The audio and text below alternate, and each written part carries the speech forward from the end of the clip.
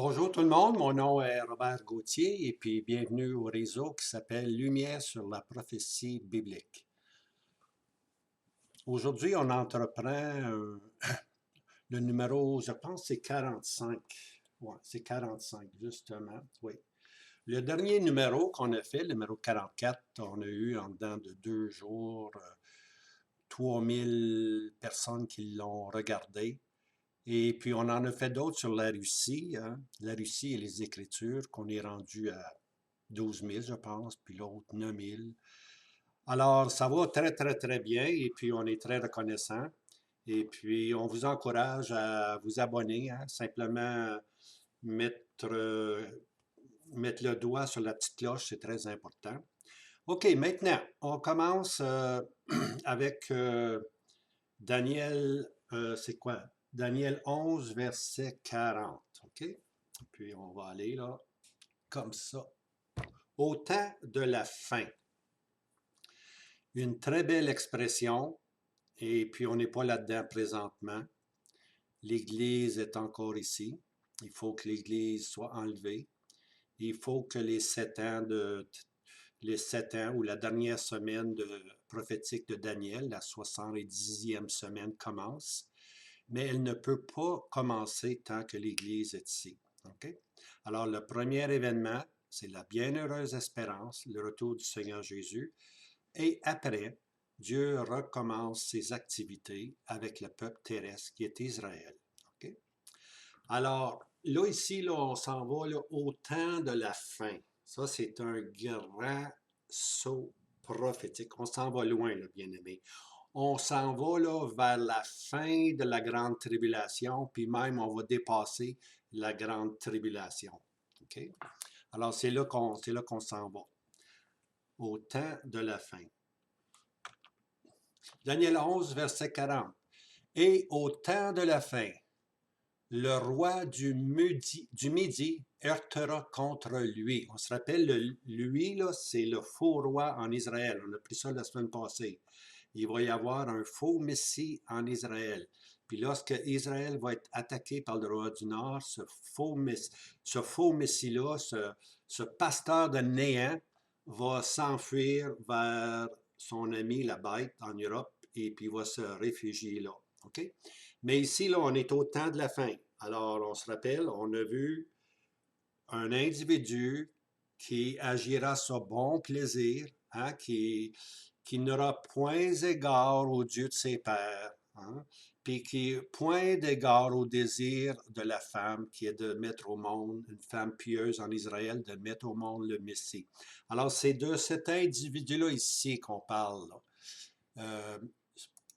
Lui ici, là, fondera sur lui. OK?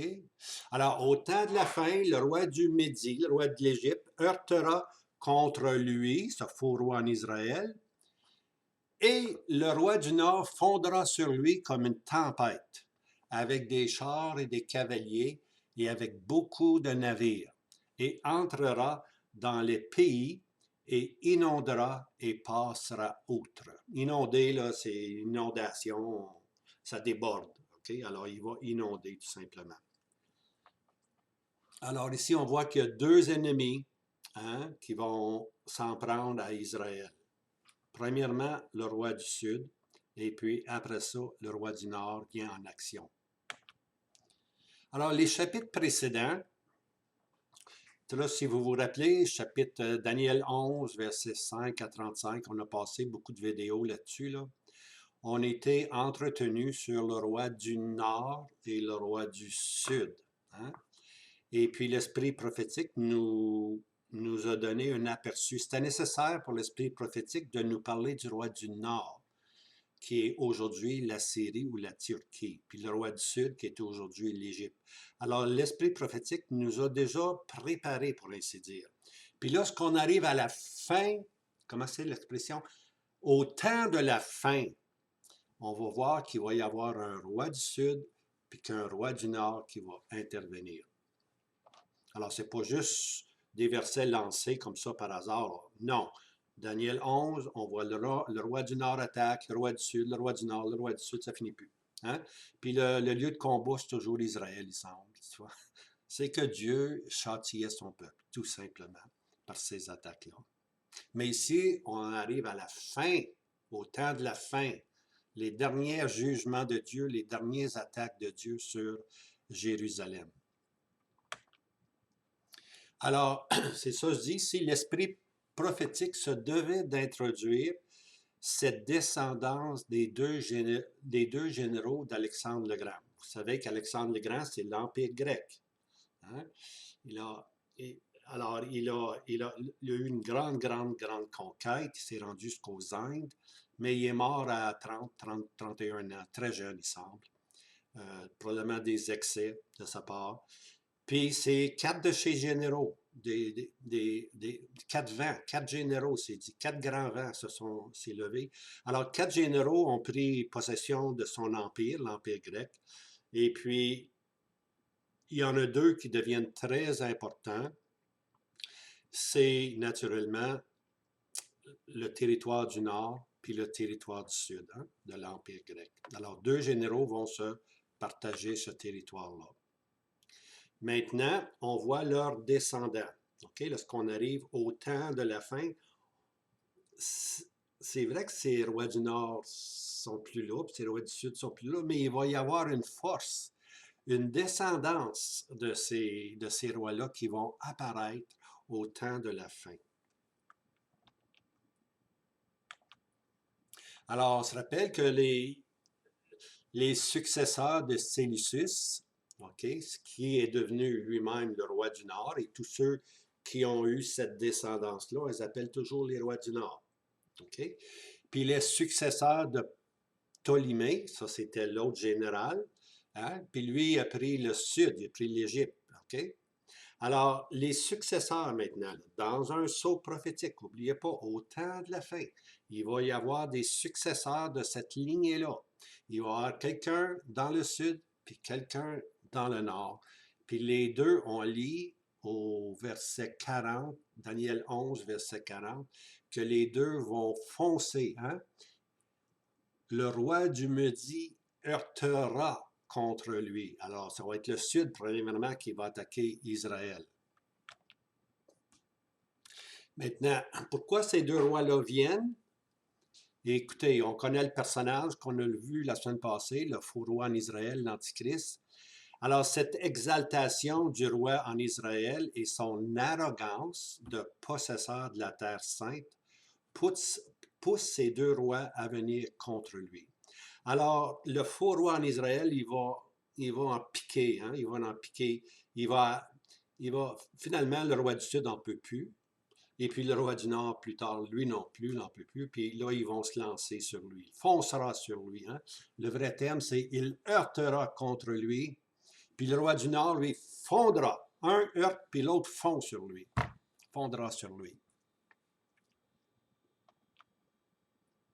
Alors, le roi du Sud vient premièrement, suivi, ce qui semble, par une puissance militaire et maritime à cette époque à venir. Parce que lorsqu'on lit pour le roi du Sud, on lit ceci, avec des chars et des cavaliers et avec beaucoup de navires. Alors là, c'est là qu'on voit maintenant qu'il y a une puissance. Hein? Au nord, il y a une puissance supérieure au sud, okay? À cause des navires puis à cause de la multitude. 1140, le conquérant en action. Et le roi du Nord fondra sur lui comme une tempête, avec des chars et des cavaliers. Voyez-vous ici, là, comme une tempête, hein, fondra sur lui, là, ici, là, comme une tempête, avec des chars et des cavaliers, et avec beaucoup de navires. On voit ici, là, beaucoup de navires, là, c'est important, là. Il semble qu'il y a une puissance dans le nord, puis le nord, c'est toujours au nord. Les points cardinaux, je le dis souvent, c'est important, c'est toujours en relation avec Sion, ou le pays de la beauté, qui est Israël ou Jérusalem. Alors, les points cardinaux, on regarde au nord, on regarde au sud, puis on sait de qui on parle. Tu vois?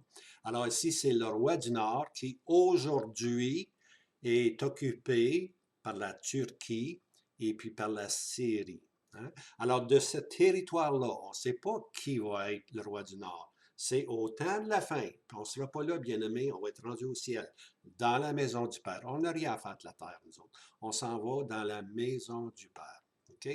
Je vais vous préparer une place et je reviendrai vous chercher. Donc, on attend la venue du Seigneur Jésus. Mais lorsque l'Église va être partie, il va y avoir quelqu'un dans le nord d'Israël qui va prendre ce caractère du roi au visage audacieux qu'on lit dans Daniel 8. Hein? Il sera fort, mais pas de sa propre force. On lit ça, Daniel 8. Alors, il va y avoir quelqu'un qui va devenir le roi du Nord. Alors, il entrera dans les pays et inondera et passera outre. Puis, il s'impose maintenant ici, là, en la terre sainte. Daniel 11, verset 41, le verset suivant, « Et il viendra dans le pays de la beauté. » Maintenant, pays de la beauté, on ne peut pas se tromper. D'ailleurs, plus loin, là, d'ailleurs un peu plus loin, lorsqu'il revient de l'Égypte, on lit la montagne de la sainte beauté. Hein? Entre la mer et la montagne de la sainte beauté. La mer, c'est la mer Méditerranée. La montagne, c'est la montagne de Sion. Carol Arcan, Lapine, chapter 403. Excusez, on va arrêter ça.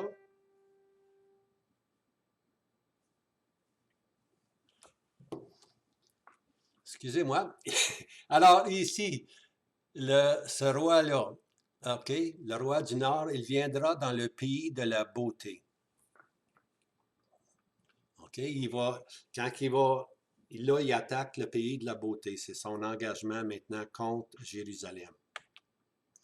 Alors, d'autres pays subiront le même sort. OK, c'est pas juste Jérusalem, mais d'autres pays vont subir le même sort. Daniel 11, verset 41. Et plusieurs pays tomberont. Alors, c'est pas juste Jérusalem, tous les pays alentours vont être assujettis au roi du Nord. Il s'en vient, lui, comme une tempête, hein? Comme une tempête, avec ses navires puis ses soldats. Maintenant, ce qui est intéressant ici, c'est ça qui va être le sujet aujourd'hui, l'Écriture nous enseigne que 3 pays vont échapper au roi du Nord. 3 des pays vont échapper au roi du Nord. Je vais juste fermer mon téléphone. J'ai l'impression qu'on va se faire déranger. Merci. OK, on continue. Daniel 11, verset 41. Mais ceux-ci échapperont de sa main, c'est-à-dire ceux-ci vont échapper de la main du roi du Nord. En autre mot, le roi du Nord ne les touchera pas. Okay? Ceux-ci échapperont de sa main, puis là, il les nomme Édom et Moab, et les principaux des fils d'Ammon. Alors, c'est des individus, c'est des pays importants, c'est des noms importants. Puis je veux, avec vous, dans cette vidéo, rentrer dans la signification de ces noms-là. Si vous lisez l'Ancien Testament, ce que je vous encourage beaucoup à faire, toute écriture est inspirée de Dieu. Hein? Même les chronologies, des fois, qu'on trouve fatigantes, là, ben, il y a des perles là-dedans à trouver. Hein? Alors, si vous lisez l'Ancien Testament, vous allez voir que ces noms-là apparaissent souvent. Édom, Moab et Ammon. Qui sont-ils? Ces 3 pays sont communément appelés les fils de l'Est. OK? Ça, c'est un nom générique. Quand on parle des fils de l'Est, on a en tête Édom, Moab et Ammon. OK? Je vais vous donner la référence qui va venir bientôt. Isaïe 11, verset 40. Voilà. Mais ils voleront sur l'épaule des Philistins vers l'ouest, et ils pileront ensemble les fils de l'Orient. Édom et Moab seront la proie de leurs mains, et les fils d'Ammon leur oublieront. Alors ici, on voit l'expression ici, les fils de l'Orient. Hein? Alors ici, là, mais le il ici, premièrement, regardons ça, c'est Isaïe 11, là, ça parle d'un temps où Israël va être restauré. OK? Alors le il, là, c'est Israël, non plus à la queue comme aujourd'hui, mais Israël restauré, Israël qui s'est converti, qui sont maintenant à la tête. OK? Alors, ils voleront sur l'épaule des Philistins vers l'ouest. OK? Alors, les Philistins, c'est les pires ennemis d'Israël. Ils étaient vers l'ouest, c'est-à-dire ils étaient sur le bord de la mer Méditerranée. Ils ont toujours occupé ce territoire le long de la mer Méditerranée. C'était des ennemis acharnés contre David. Hein? David était victorieux à un moment donné, mais à un moment donné, ça s'est renversé, pour ainsi dire. Alors, les Philistins, alors ce jour-là nous emmène un jour où ils voleront sur l'épaule des Philistins. En d'autres mots, ils vont conquérir les Philistins. Maintenant, vous me direz, les Philistins n'existent plus, on ne les trouve plus. Il n'y a pas une race, bien-aimée, il n'y a pas une race qui existait qui n'a pas ses descendants aujourd'hui. D'autres noms, quelquefois d'autres territoires, mais il y a toujours des descendants de ces races-là. Les Édom, les Moab, puis les Ammon, ça n'a pas arrêté. C'est encore là. Différents noms. Aujourd'hui, on va l'appeler la Jordanie, si tu veux, mais on va voir ça tantôt. Mais Édom, Moab, Ammon est appelé aujourd'hui la Jordanie du Nord, Jordanie centrale, Jordanie du Sud. C'est Édom, Moab et Ammon. D'autres noms, mais les mêmes fils de père, pour ainsi dire, avec une même haine contre Israël. Okay? Puis si je parle des Philistins, c'est quoi aujourd'hui? Là? Regardez Jérusalem, regardez Israël. C'est quoi aujourd'hui qui est à l'ouest, là? Qui est à l'ouest, près de la mer Méditerranée? Les Philistins? Non, aujourd'hui, on les appelle les Palestins, les Palestiniens. C'est eux maintenant qui sont là. Alors, est-ce qu'ils aiment Israël? Les Philistins n'aimaient pas Israël. Est-ce que maintenant, les nouveaux arrivés, les Palestiniens, est-ce qu'ils ont de l'estime pour Israël? Absolument pas. Hein? Ils veulent anéantir complètement à jamais le nom d'Israël. On le voit continuellement dans les journaux. Alors, ça, c'est un Isaïe 11, verset 14. C'est un événement futur où la grande tribulation va être terminée. Israël va être restauré. Alors, Israël, voleront sur l'épaule des Philistins vers l'ouest. Ils pileront ensemble les fils de l'Orient. Alors, les fils d'Israël maintenant vont s'en prendre à leurs ennemis acharnés qu'on appelle les fils de l'Orient et dont Moab seront à leur proie de leurs mains et les fils d'Ammon leur obéiront. Hein? Alors, ça, bien aimé, c'est à venir. Okay? C'est vraiment à venir. Mais Israël, à ce moment-là, va être en charge. C'est Israël qui va punir eux-mêmes ces ennemis-là. On va continuer. Alors, ce jour est futur. Et puis, voici le moment. Isaïe 11, verset 12. Et rassemblera les exilés d'Israël et réunira les dispersés de Juda aux quatre bouts de la terre. Ça, c'est futur. Alors, c'est Isaïe 11, 12, 14 nous dit ce qui va arriver, c'est qu'Israël va être rassemblé, les exilés d'Israël vont être rassemblés, puis les dispersés de Juda des quatre bouts de la terre vont venir ensemble. Hein? C'est vraiment maintenant le retour des 10 tribus, puis des 2 tribus unis ensemble. Ils forment maintenant la verge de l'Éternel, pour ainsi dire. Puis ils vont punir les ennemis acharnés, les fils de l'Orient. Arrêtons-nous maintenant sur les fils de l'Orient. Alors, Isaïe 11, verset 14, les fils de l'Orient. Voyez-vous ici, là? On a la mer Morte, qui s'appelle la mer Morte. On a Juda, Jérusalem. Hein? Et puis ici, on a les Ammonites, les Moabites, puis les Édomites. Les fils de l'Orient. Vous voyez où ils sont situés? Ils sont situés à l'est de la mer Morte. Location historique est à l'est de la mer Morte. C'est là qu'ils sont, à l'est de la mer Morte. Alors, qui sont-ils, ces fils de l'Orient? Ils sont tous apparentés à Israël. Hein? Quoi? Oui, ils sont tous, c'est tous des cousins, des cousines. C'est apparenté à Israël, on ne peut pas se tromper. Vous allez voir, je vais vous les décrire. Juste aller voir, mon chien veut sortir. Excusez-moi.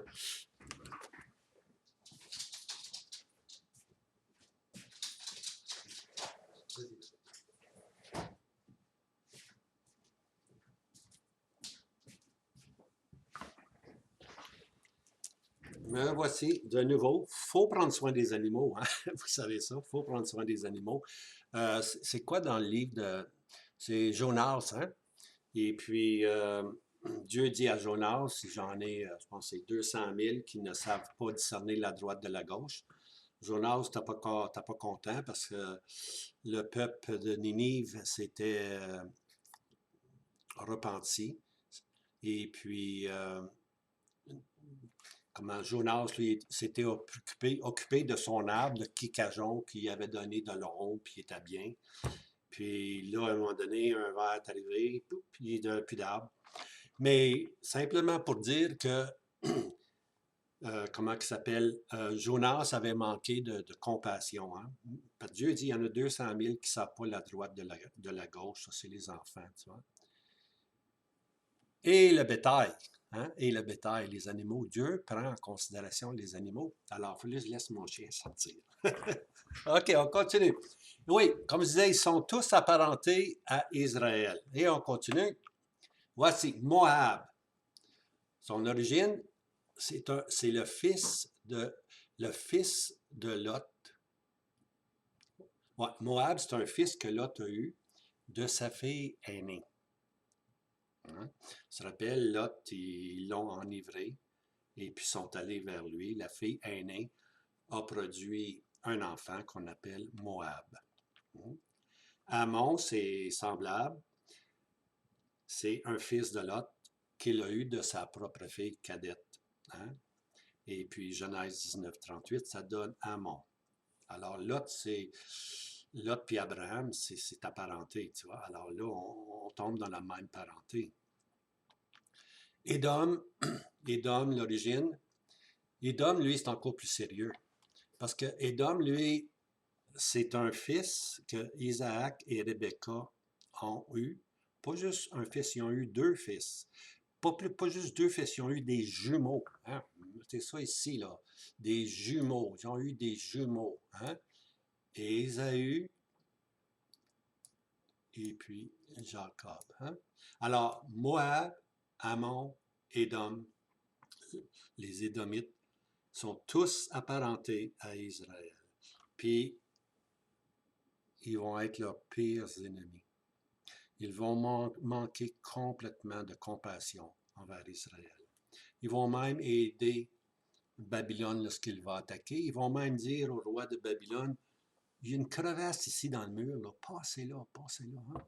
Puis lorsqu'ils vont passer, lorsqu'ils vont être victorieux, ils vont prendre les enfants d'Israël puis ils vont les vendre comme des esclaves. Hey, c'est des cousins et des cousines, ça, hein? Ouais. Leur naissance, Genèse 25, 22 à 23.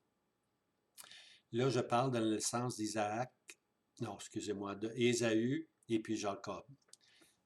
OK, la naissance. Et les enfants s'entrepoussaient dans son sein, dans le sein de Rebecca. Et elle dit, s'il en est ainsi, pourquoi suis-je là? Hein? Pourquoi toute cette commotion-là? Et elle alla consulter l'Éternel. Qu'est-ce qui se passe? Et l'Éternel lui dit, deux nations. Pas juste deux enfants, là. Deux nations. Des descendances vont devenir deux grandes nations. Deux grandes nations sont dans ton ventre et deux peuples, hein? Deux peuples, deux nations, deux peuples, se sépareront en sortant de tes entrailles et un peuple sera plus fort que l'autre peuple et le plus grand sera asservi au plus petit. Hein? On se rappelle lorsqu'ils sont sortis, c'est Ésaü qui est sorti le premier, puis à ses talons avait Jacob, hein? Jacob qui s'est attaché à ses talons, à son talon, pour ainsi dire. Alors, c'est dit que ça va créer deux peuples, ça. Là. Et puis, un peuple sera plus fort que l'autre peuple, et le plus grand sera asservi au plus petit. Alors, le plus grand, c'est Ésaü, qui est sorti le premier, va être assujetti au plus petit qui est Jacob. Alors, C'est ça de la prophétie, bien aimé. Le nom d'Ésaü devient le nom Édom. OK, Genèse 25, 30. Et Ésaü dit à Jacob, laisse-moi, je te prie, avaler du roux, de ce roux-là, car je suis las. C'est pourquoi on appela son nom Édom, qui veut dire roux. Hein? On se rappelle que ce qui est arrivé, c'est que Ésaü, il avait le droit d'aînesse, le premier-né. Puis quand tu as le droit d'aînesse, tu obtiens double bénédiction, double terrain, double ressources, double, tout est doublé parce que c'est le premier-né. Et puis, Ésaü, lui, s'en foutait bien. Hein, il s'en foutait bien du titre de premier-né, privilège en Israël. Lui, ce qu'il veut, c'est qu'il veut manger. Il a faim. Il est à la chasse, puis il a faim. Bon, là, il y a une soupe aux lentilles qui est là. Puis lui, il va vendre son droit d'aînesse. Il va vendre son droit d'aînesse. Il va vendre la bénédiction pour un potage, imaginez-vous. Hein? Hey, Dieu s'en souvient à ce jour aussi, tout simplement, tu vois. Alors, son nom est appelé Édom, qui veut dire roux. Alors, de la tribu d'Ésaü prendra le nom Édom, les Édomites. OK? Alors, Ésaü va devenir Édom, c'est son nom qu'il va prendre avec le temps. Puis, sa tribu va être la tribu des Édomites, hein, les pires ennemis d'Israël. Dans Genèse 36, allez lire dans Genèse 36 un peu, tout le chapitre parle de la descendance d'Ésaü qu'on appelle Édom. Alors, la généalogie d'Ésaü et sa tribu, les Édomites, elle est là dans tous ses détails au chapitre 36. C'est intéressant à lire, vous pouvez souligner, vous allez voir. Alors, les chefs de clan prennent des noms comme Sheik, en anglais des Jukes ou des Émers, hein, ça veut dire des chefs, verset 15. Alors, Ésaü va avoir, les Édomites vont avoir des rois, ils vont avoir des titres de rois bien avant qu'Israël ait son premier roi. Alors, le dernier verset, c'est Ésaü, père d'Édom. Alors ici, on voit que Ésaü est le père des Édomites. Maintenant, connu en grec sous le nom de Édumée, Éduméa. Édumée. Vous allez lire ça, vous lisez ça dans l'Ancien Testament, Édumée. Et puis, ça veut simplement dire la région où Édom a habité. Maintenant, quelques villes importantes quelques villes importantes sont Séhir, Bozra ou Bostra. On lit ça dans Jérémie 49, 13. C'est des noms importants à se souvenir. Parce que quand vous allez lire ça, pensez aux Édomites. Ce sont des villes qui étaient dans le pays d'Édom. Séhir, c'est probablement la capitale. Bosra, aussi, c'est une autre ville très importante, tu vois. Maintenant, voici, il y a un petit prophète entièrement consacré au sort d'Édom. Il y a un petit prophète qui en parle, là. Il fait juste parler d'Édom. Est-ce que vous le connaissez? Pouvez-vous me dire c'est quel petit prophète? Et puis c'est intéressant, là, donnez-moi une réponse. Il y a des commentaires. Là. Allez dans les commentaires et dites-moi le nom du prophète. Je vais voir combien il y en a qui lisent l'Ancien Testament. OK, je vais vous le donner pareil, là, mais moi, je veux des réponses sincères. Là. Oui, je le savais. Oui, je le savais. OK? Et je ne sais pas si on va en avoir beaucoup. Je vous lance ce défi-là. Hein? OK, voici. Abdias. Un chapitre Abdias. Hein? Quand je dis Abdias 1,7, là, ben, il y a un chapitre. C'est comme ça. Tout le livre d'Abdias est consacré aux Édomites. Comment ils ont manqué de miséricorde. Hein? Puis le prophète dit, t'aurais pas dû. Je pense qu'il dit 7 fois, t'aurais pas dû faire ci, t'aurais pas dû faire ça, t'aurais pas dû taper des mains quand Babylone a attaqué, t'aurais pas dû vendre les fils d'Israël, t'aurais pas dû. Et puis Abdias, vraiment, là, il démontre que Édom, il n'y aura pas de pardon pour les Édomites, tu vois. Alors voici maintenant quelques descendances de cette race. Là, je vais vous montrer comment les Édomites, c'est une race méchante. OK? Méchante.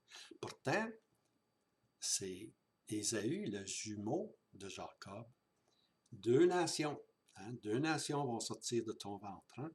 Alors, voici maintenant. Ésaü engendra Amalek. Hein? Si vous lisez l'Ancien Testament, Amalek, un roi qui est sans cesse dans les jambes d'Israël. Hein? Les Amalékites. OK? Alors, Ésaü enfança Amalek. C'est un nom à se rappeler. Genèse 36, 12, on le voit ici. Et Timna fut concubine d'Éliphaz, fils d'Ésaü, et elle enfanta à Éliphaz, et voici le fameux monsieur, Amalek. Ce sont les fils d'Ada, femme d'Ésaü. Hein? On ne peut pas se tromper, là. Amalek.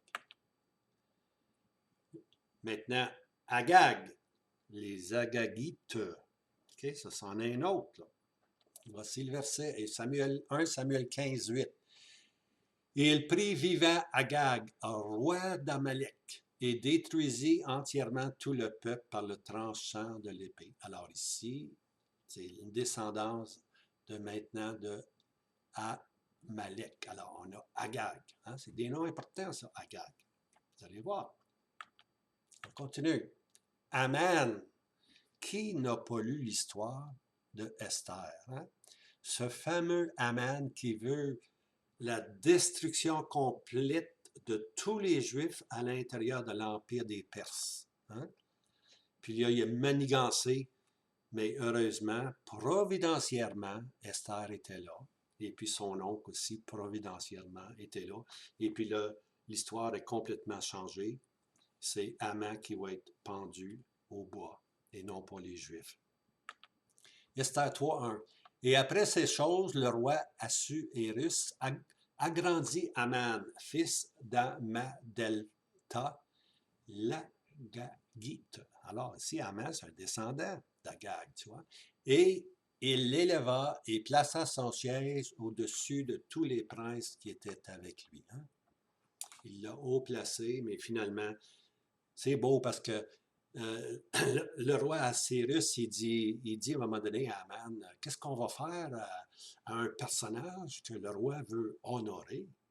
Aman, il pense que c'est lui qui va être honoré, tu vois. Alors il dit, ben, il donne un cheval, puis on l'habille avec les robes, les belles robes, puis l'anneau, puis là, on envoie des gens devant lui qui crient, agenouillez-vous, agenouillez-vous. Pauvre Aman. Il pensait que c'était pour être à lui, ben non. C'est pas lui qui va être mis là, tu vois. C'est l'oncle, si je me rappelle bien, c'est l'oncle d'Esther qui va être honoré. Dog, Dog, comme un chien, Dog. 1 Samuel 22, 9. Et Dog, l'Édomite, hein? Dog, l'Édomite, qui était établi sur les serviteurs de Saül, répondit et dit, j'ai vu le fils d'Ésaïe venir à Nob vers Achimélec, fils d'Ahitub. Mais Dog, les Déomites, hein, c'est encore là, on voit que c'est vraiment un ennemi si vous lisez. Si vous lisez qu'est-ce qui se passe dans 1 Samuel. Et finalement, on retrouve un fils d'Édom sur le trône de l'Empire romain. Son nom c'est Hérode. Matthieu 2, 7. Alors Hérode, ayant appelé secrètement les mages, s'informa exactement auprès d'eux du temps de l'étoile qui apparaissait. Alors Hérode. Hein? Maintenant, qui est Hérode? On va aller voir. Hérode fut le deuxième fils de Antipater, chef d'Édumée. Édumée, c'est le pays des Moabites. Hein? Alors, le chef ou le leader s'appelait Antipater. OK? Alors, Hérode est le deuxième fils d'Antipater. Alors, Antipater, lui, ce chef-là, à Idumée, a marié une princesse du territoire de Nabatéa. On va le voir tantôt sur une map, dont la capitale est Pétra. Qui ne connaît pas Pétra? Vous allez voir Pétra tantôt. OK? Alors, Antipater, il marie une princesse de Nabatéa, qui est en Idumée, simplement. Hein? Et puis, il va avoir quelques enfants. Et puis, Antipater, à un moment donné, est nommé par le Sénat romain gouverneur de Juda. Hein? Alors, un Édomite est maintenant gouverneur en Juda, Antipater. Puis Antipater, il va mourir. Il semble qu'il s'est noyé peut-être, là. Alors, il va placer, noyé ou assassiné, c'est semblable des fois, hein? Il placera son fils Hérode gouverneur de la Galilée. Alors, c'est à ce moment-là que lorsqu'Antipater meurt, son fils, qui était gouverneur en Galilée, va venir, puis va prendre aussi le titre de gouverneur de la Galilée et de Juda. Hein? Alors ici, il devient gouverneur de Juda et Galilée. Ça, c'est Hérode, qu'on retrouve dans les évangiles. Conclusion, un Édomite est sur le trône en Juda, puis en Galilée. Alors ça, cette information-là, je l'ai pris surtout pour Antipater. Je l'ai pris dans un livre en anglais qui s'appelle Historical and Chronological Context of the Bible par M. Bruce Gore, dans la section 11, 8, la page, tout simplement. Alors, si vous pouvez trouver ce livre-là, excellent, excellent. Voilà Pétra en Idumée. Voyez-vous Pétra? Les Idumées, les Édomites, ils se pensaient sages parce qu'ils ont pris un territoire qu'on appelle le Nord. Excusez mon chien, j'aime. Okay.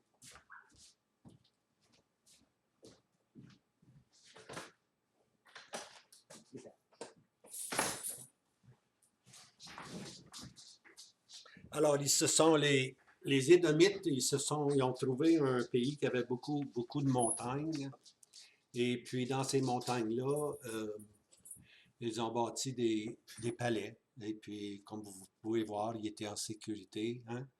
Ils étaient en sécurité. Puis, ils se glorifiaient d'être en sécurité, les Édomites. Personne ne peut nous attaquer. Personne ne peut nous attaquer.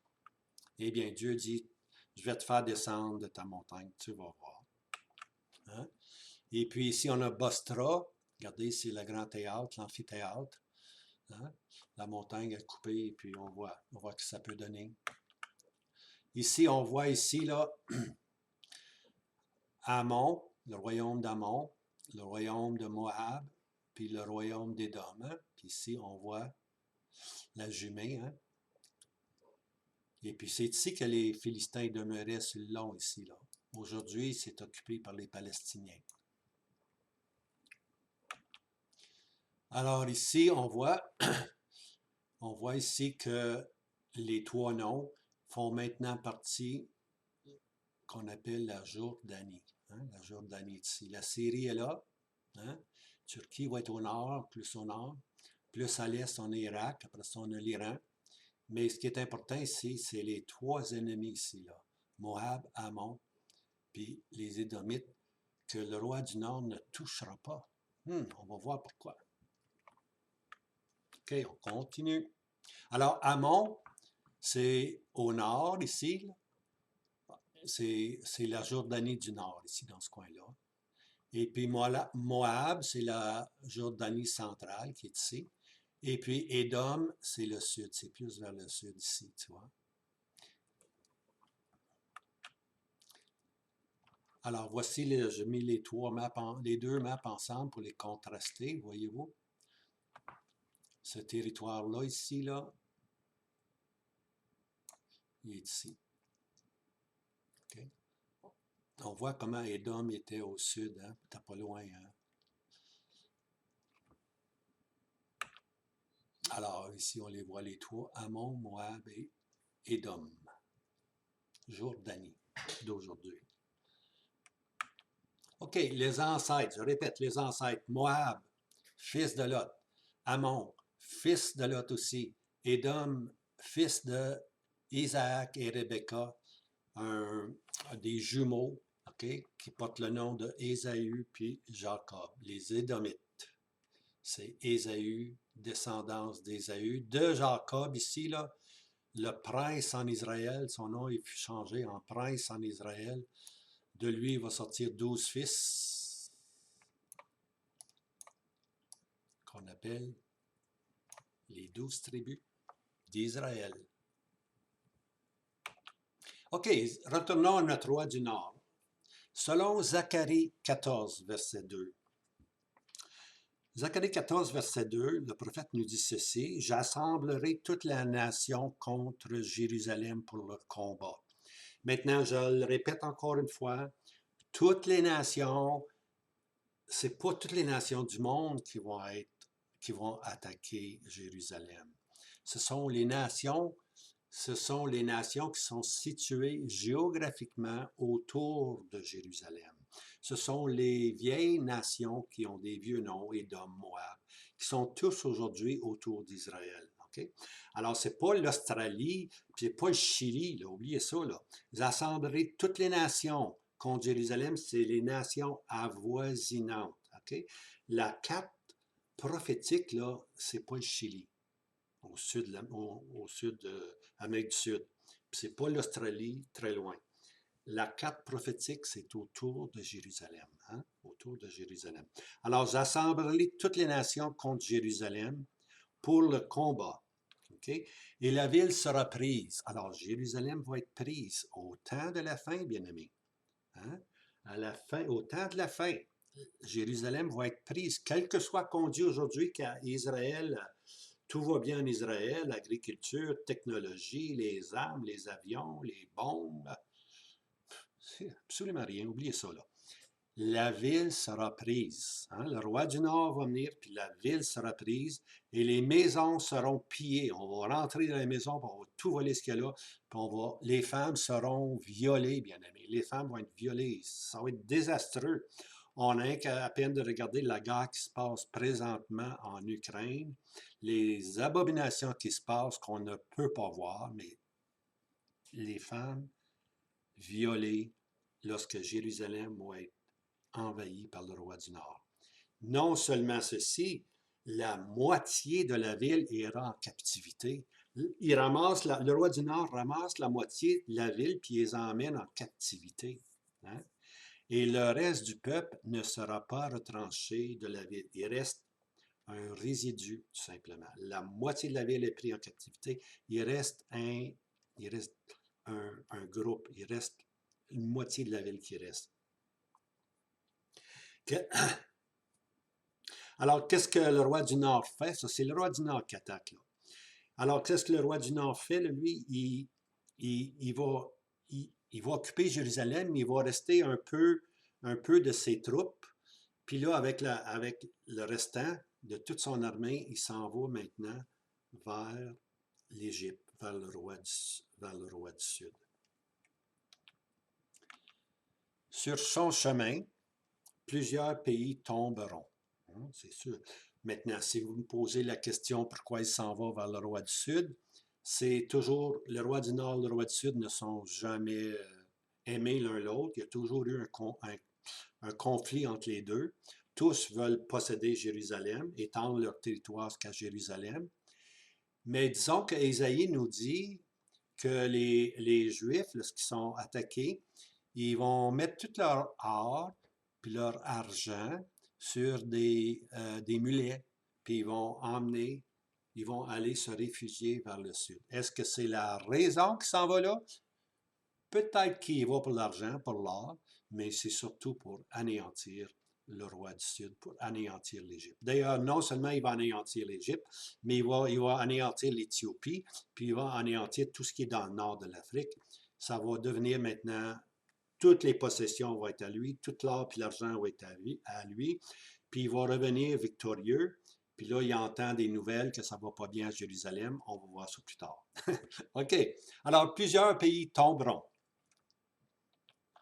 Mais ceux qui échapperont à sa main, Édom, les Édomites, Moab, les Moabites, et les principaux fils d'Ammon, les Ammonites. Hein? Alors, ces trois-là lui échappent à sa main. Maintenant, échapper à sa main, euh, ça peut dire beaucoup de choses, mais je vais vous donner un peu ce qui est possible, je pense, là. Attends qu'on va regarder. Maintenant, il me semble qu'à ce point-ci, l'alliance du psaume 83 est rompue. Si vous connaissez le psaume 83, vous allez voir qu'il y a une confédération de 10 pays, dont Moab, Ammon, hein, et puis Édom sont mentionnés. Ils font partie de la confédération des 10. Lisez psaume 83, puis comptez-les. 1, 2, 3, vous allez y voir à 10. Donc, il va y avoir une confédération dans l'Est de 10. Puis il va y avoir une confédération dans l'Ouest, qui est l'Europe, de 10, hein, les 10 cornes. La bête et les 10 cornes, c'est l'Ouest.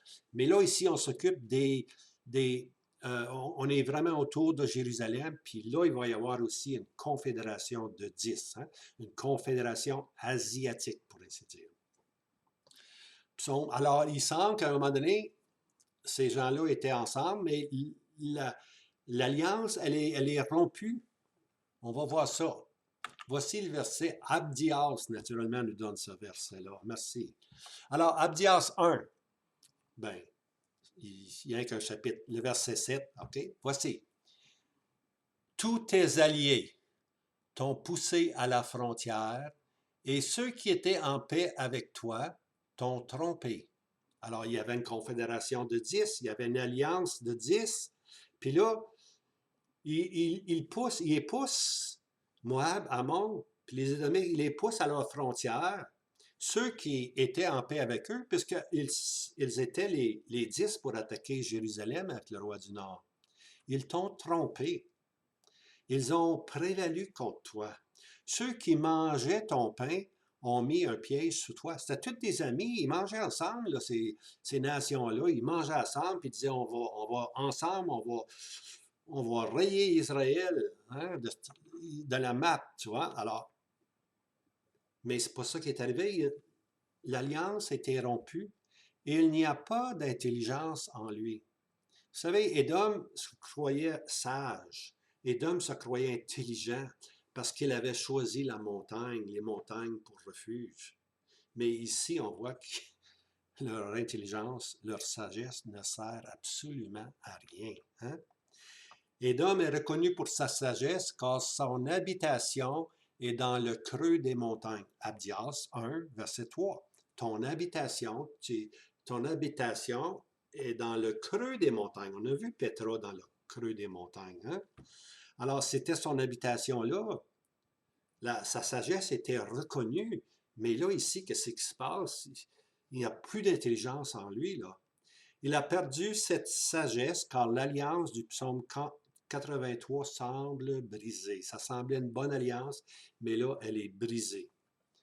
Pourquoi elle est brisée? Je ne sais pas. L'Écriture n'en parle pas. Voici peut-être quelque chose. Là. Voici l'alliance de la Confédération de l'Est. Je vais vous les montrer les noms. Voici les 10 pays, premièrement, de l'Est ou l'Orient. Psaume 83, verset 6. Les tentes d'Édom, les Édomites, ici sont là. Les Ismaélites, hein? Ismaël, sa descendance, comment tu les appelles aujourd'hui? Les Arabes, tout ça, ça c'est Ismaélites. Moab, les Moabites, hein? Fils de descendance de Lot. Et les Agaréens, ça c'est un autre. Les Gébal, c'est un autre. Ammon, les Ammonites. Amalek, en voici. Philistie, hein, Philistie, qui est aujourd'hui Palestine, hein, n'oubliez pas, avec les habitants de Tyr, qui était la grande ville commerciale, mais il y a encore là, il y a du territoire à Tyr encore aujourd'hui, et Assur s'est joint à eux, et ils servent de bras aux fils de Lot. Alors, toute cette congrégation-là sert de bras aux fils de Lot. Alors, Lot, avec une confédération de 10, va attaquer, hein, Jérusalem. C'est le roi du Nord qui est en arrière de toute cette congrégation-là, pour ainsi dire. Maintenant, pourquoi cette alliance-là est brisée? On ne sait pas. On ne sait pas. Une chose, on sait. Dieu, dans sa providence, il ne faut jamais oublier la providence de Dieu, hein? C'est-à-dire, Dieu agit secrètement, hein? Dieu veut isoler Ammon, Édom, hein? Et puis Moab. Dans sa providence, il veut les isoler. Ça me fait penser à Apocalypse, lorsque, l'Apocalypse, ouais, chapitre 17, lorsque la bête, hein, et les 10 cornes, la bête et les 10 cornes haïront la prostituée, hein, la fausse épouse, la fausse religion. Ceux-ci haïront la prostituée, puis là, à un moment donné, ils ne peuvent plus l'endurer, hein, ils décident de s'en débarrasser. Ils la rendront déserte et nue. Là, je lis verset 15, Apocalypse 7, à partir du verset 15. Et ils mangeront sa chair et la brûleront au feu. La bête puis les discordes pensent que c'est hey, c'est notre pensée à nous, c'est nous autres qui faisons ces choses-là. On ne l'aime pas, on va la détruire. Mais écoutez bien, car Dieu a mis dans leur cœur d'exécuter sa pensée et d'exécuter une seule et même pensée. Tu vois, les 10 cornes, puis la bête pense que ça vient d'eux, ça. Ben non, ça vient pas d'eux, c'est Dieu, dans sa providence, qui agit en secret. Puis c'est Dieu qui tire les cordes, hein? Les autres pensent que ça vient d'eux autres. Non, mais c'est Dieu qui est en contrôle. Alors, la même chose ici se passe avec ces trois pays-là. Le roi du Nord va les écarter, tout simplement, va les pousser aux frontières. Il n'y touchera pas. Pourquoi? Dieu, dans sa providence, veut les isoler. Pourquoi? Voici le pourquoi. Le roi du Nord, lui, passe outre, puis continue, puis s'élance sur l'Égypte. Là, il est parti pour l'Égypte. Allons voir pourquoi Dieu les isole ainsi. Pourquoi ces trois-là, Édom, Moab et Ammon, sont isolés? Hein? La Jordanie va être isolée, bien aimé. Pourquoi? 2 versets semblent donner raison. C'est toujours bon lorsqu'on a la parole de Dieu pour nous avancer ces choses-là, tu vois. On lit Ézéchiel 25, verset 14. « Et j'exercerai ma vengeance sur Édom par la main de mon peuple Israël. Et ils agiront en Édom selon ma colère et selon ma fureur.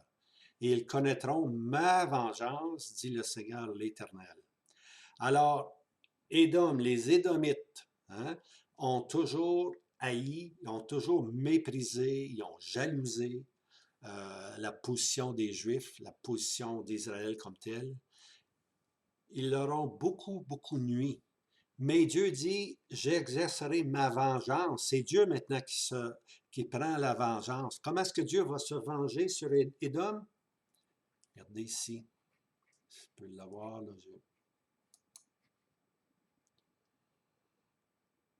J'exercerai ma vengeance sur Édom par la main de mon peuple Israël.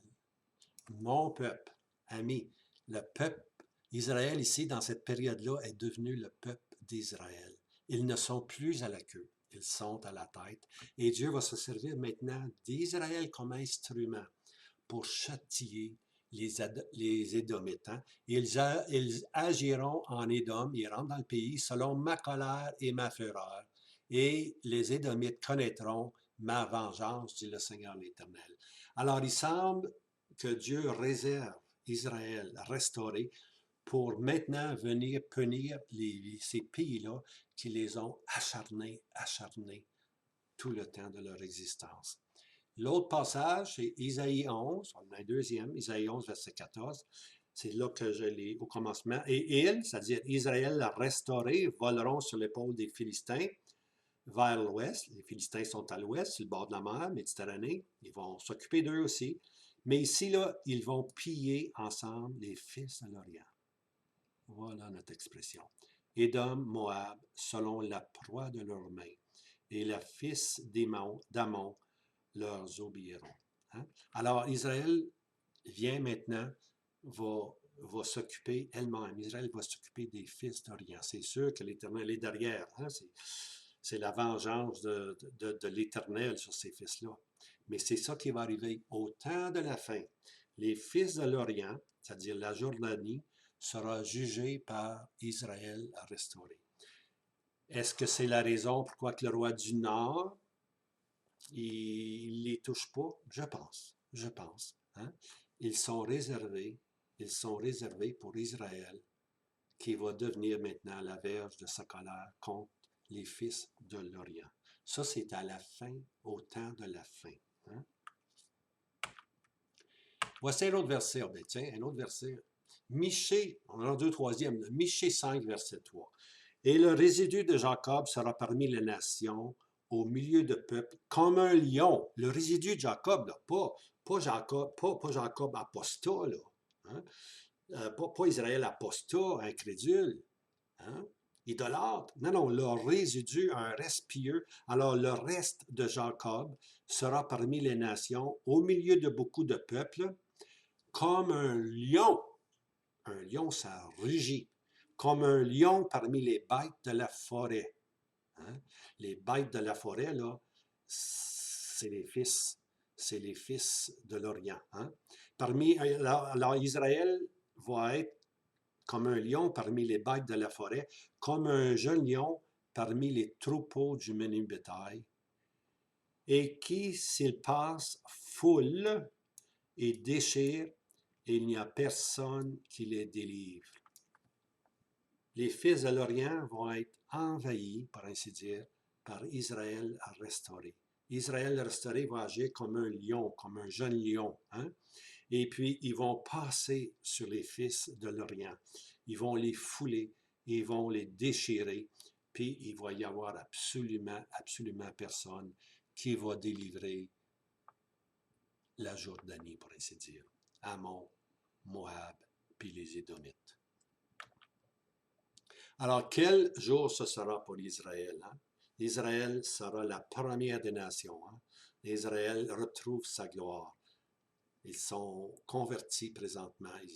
Dans cette période, au temps de la fin, ils se convertissent. Lorsque le roi du Nord attaque, dans cette période-là, ils se convertissent.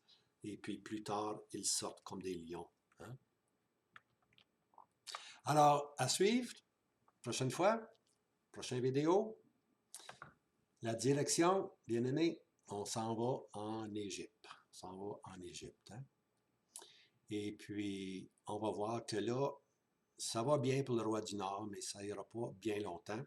Il entend des nouvelles que ça va mal à Jérusalem. Il doit revenir, puis il va trouver sa fin. Personne pour lui aider. On va prendre ça dans la prochaine vidéo. Mais entre-temps, ben, partagez ceci à des amis. Hein? Maintenant, vous avez l'origine des fils de l'Orient. Vous savez c'est qui? Hein? Tous apparentés en Israël. Les pires ennemis d'Israël, c'est dans sa parenté souvent. C'est ça qui s'est passé.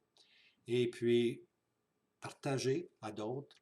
Puis, si vous n'êtes pas abonné, abonnez-vous. Si vous êtes abonné puis vous n'avez pas un avertissement comme quoi je fais une nouvelle vidéo, bien, c'est parce que vous n'avez pas pesé sur la cloche. Cloche. La cloche est là pour qu'on mette le doigt dessus. Hein? Puis là, vous allez être averti que Robert a fait une nouvelle vidéo. Alors, que le Seigneur vous garde, puis j'espère que vous allez apprécier cette vidéo. Puis n'oubliez pas de me dire si vous avez connu qui était le petit prophète, hein, qui parlait des Édomites, qui donne toute la vie des Édomites, pour ainsi dire, et qui dit « t'aurais pas dû, t'aurais pas dû, t'aurais pas dû ». Alors, si vous avez discerné c'était Abdias, je vous félicite. Dites-le moi dans les commentaires, je vais voir combien il y en a qui le savaient. OK, je vous laisse avec ceci. Hein, passez des bons moments. Le Seigneur vous aime, moi aussi. À bientôt.